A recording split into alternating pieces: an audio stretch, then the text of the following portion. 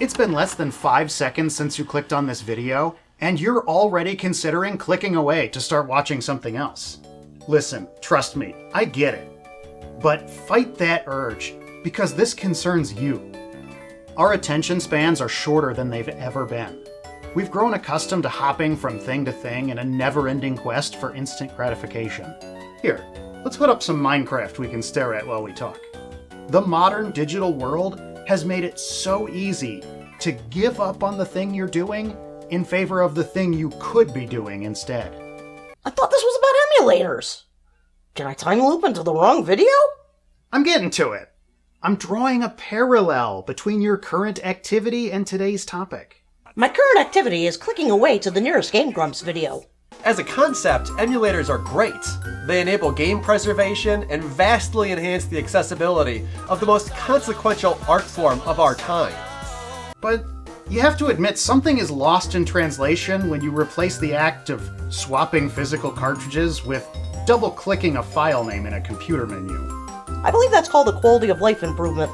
Now, look, we're not trying to say you have to collect physical media. Paying 11,000,000,100 Spanish doubloons to an eBay reseller just to play Earthbound or Pendragon Dragoon Saga obviously isn't a practical solution. But there is something about that emulator experience that just isn't the same. Games that I used to love often don't hold my attention the same way they used to. I'll load up a game, play for a few minutes, then load up something else. Oh my god, guys! This pug has no bones! No bones! I tend to fall into this trap when switching games is just a little too easy. There has to be at least a little friction there, or I can't resist the call of that next game before I really hit a stride in the one I'm playing. Nintendo's mini consoles from a few years back actually did a pretty good job with this by not putting a home button on the controller, so you couldn't switch games without standing up and walking over to the console. The reviewers unanimously called it out as a negative, but it probably helped a lot of people engage with those games. So I've always thought the most accurate NES emulator experience was the Game Boy Advance e-reader. Remember those?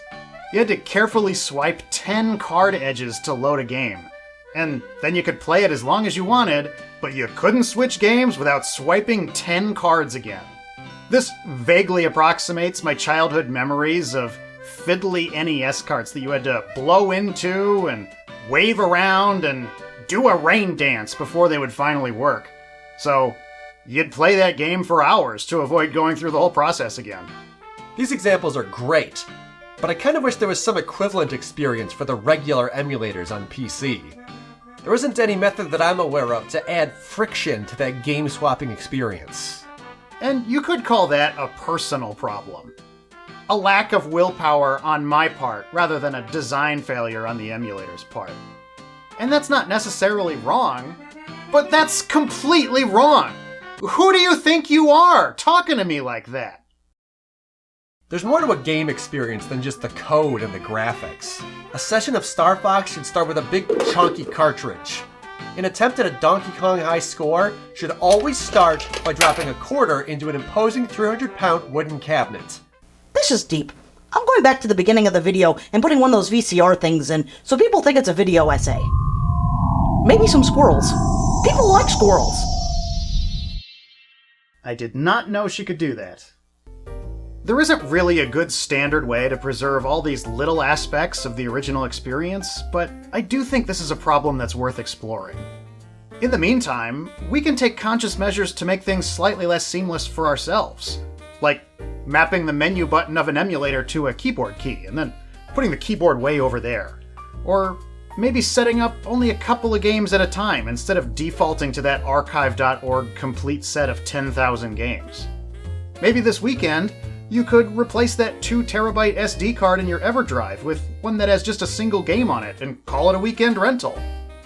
Take ownership of your experience and make sure you're giving yourself a fair chance to experience everything these games have to offer. I don't know. Any other ideas? What? Oh, I stopped watching the video a while ago.